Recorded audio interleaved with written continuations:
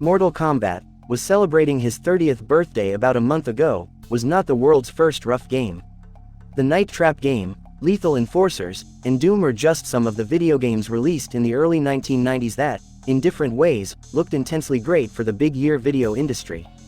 But Mortal Kombat, directed by Ed Boon and John Tobias, was able to put the video game industry under a few magnifying glass more than any other game. The story is mostly about how Mortal Kombat's game reached the consoles, which sharpened many so-called tentacles. First, one has to ask how Mortal Kombat played the ESRB age classification system. Most of the famous games that featured violent images and big annual moments of gamers arrived in secret, either running on computer systems or belonging only to large, small halls filled with arcade games. Many families and adults who gave money and time to kids and teenagers to go to these games had no idea the content of the games at all. Perhaps they thought that the violence of the games was ultimately at the level of a princess being caught in the hands of Donkey Kong Gorilla. Even if millions of people were playing Doom on their computers, there was still a big difference between playing that way than the TV front video experience. Video game was first seriously under the magnifying glass when suddenly family members resting on the sofa saw the boy firing with a toy gun attached to his game console and blood could be seen on the TV screen. When big, violent games were displayed annually with all the bloodshed on the TVs in front of everyone's eyes, the video game industry experienced a lot of changes. It even got to the Senate. A television set in front of US officials to see blood splashing out of Sonya Blade's brain and Kino holding her heart out of her chest. Suddenly, everyone realized that video games is not as unrealistic as it used to be, and that Sub-Zero, for example, would remove his head when he finished his enemy's work so that the spine hanging from his neck would come out and shake in the air. The story was not just about the release of Mortal Kombat for game consoles in 1993. Rather, the principle of coming from the world of arcade games was related to home consoles. Mortal Kombat made a lot of attention in 1992. As a result, offering it for more platforms was practically a big thing from the start. How much Sega's war with Nintendo also influenced the emphasis on the violence of Mortal Kombat series. So it wasn't just about watching TV screens. Rather, game ads filled with excited children and teenagers, along with everyone's talk, told of Mortal Kombat's violence. Finally, a video game was released that more or less everyone knew how violent it was. Politicians also saw the short wall of video games at the time and realized that they could blame video games for the formation of all criminal crimes over the next 3 decades. In the environment of arcade gaming experience, no parent walked, says Josh Choi, a former member of Midway Games and one of the creators of the Insert Coin documentary. So they had no idea about the state of the day of video games. When Mortal Kombat arrived home, the children's secret was revealed. Many parents first realized that games no longer just look like Pac-Man. It was a big shock. Kelsey Lewin, co-founder of Video Game History, wrote of the impact of advertising on increasing the dimensions of the shock. Mortal Monday's advertising campaign attracted everyone's attention. Millions of dollars were spent on print magazines and commercials between high-profile TV shows, all players realizing that Mortal Kombat is coming to home consoles. The paper was perhaps thought to have been created for a relatively adult audience who walked into the halls of arcade gaming experience alone. But the ads also showed gamers for children and teenagers. There was a lot of hype.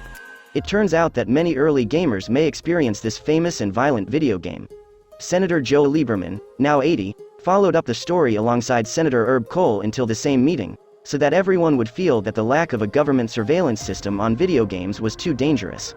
At that time, there was still no compulsory classification or even age guidance for video games, unlike other popular entertainment such as cinema.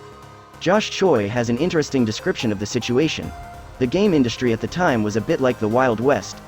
There was no law, and game makers always wondered how they could overstep their line. But before the session was held in the Senate, the Software Entertainment Union smartly stepped up, the same ESA that has been exhibiting E3 for years. Of course, the union at the time was not ESA, which was called the DSA, Digital Software Union. Union members understood that if the story were to take place, the gaming industry would suddenly be plagued by government systems.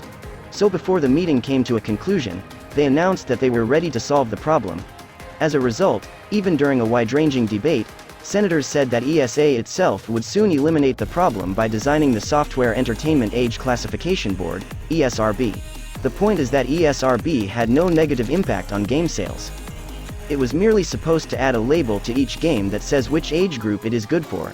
That's why even today, buying a video game suitable for an adult audience by a 12-year-old teenager in the US, Mexico and Canada who follows ESRB is not a crime. ESA assured everyone that parents themselves would definitely pay attention to these ratings when shopping, and that stores are likely to carefully consider such issues as well. But that didn't happen. Both many people purchased games at a younger age, most sellers did not care about the buyer's age, and most parents were not in the mood to limit their child to works placed in certain age groups. The problem was solved and the danger passed through the earlessness of the game makers. Their freedom of action also increased. Since it is not above blackness, according to Josh Choi, the game makers have already played more crazy games. When A Glass of Blood and A Sea of Blood put both games in the annual Big Works group, it is clear that the creators went to put an ocean of blood in their game. Such attempts to reduce the violence of works such as Mortal Kombat play practically made them more violent and opened up the player's hands.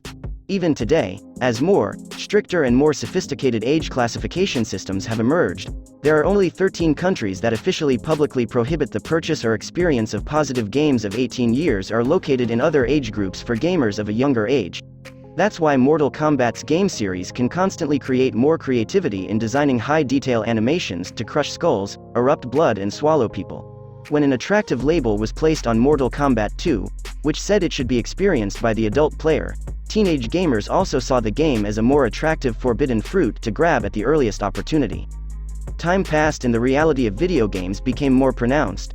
Positive values and influences became more pronounced, and various researches reported that there was either no relationship between violence and video game experience, or that this connection seems so small that it cannot be considered an important factor in criminality. Chris Ferguson, a psychologist who has done a lot of research on both violence and video games, wrote to Palagon Media.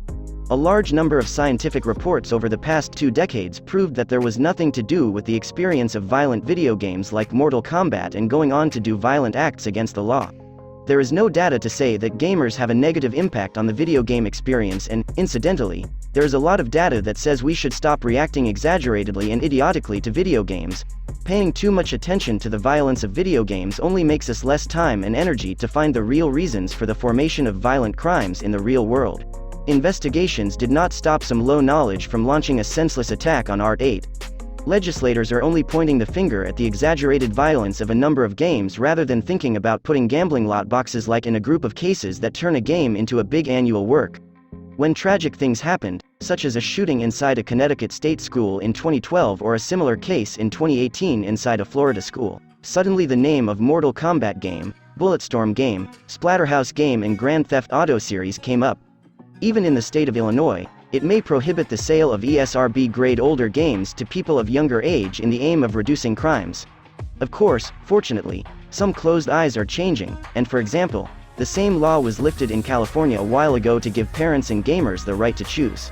Patrick McCarran, co-founder of the Realm of Mortal Kombat, takes a remarkable look at the issue. I think the ESRB age ratings have always been good, raising awareness of family and players buying video games. So it's a positive case and it's in the best interests of the video game industry. But imposing any restrictions beyond proper information will certainly be severely pressured by our view.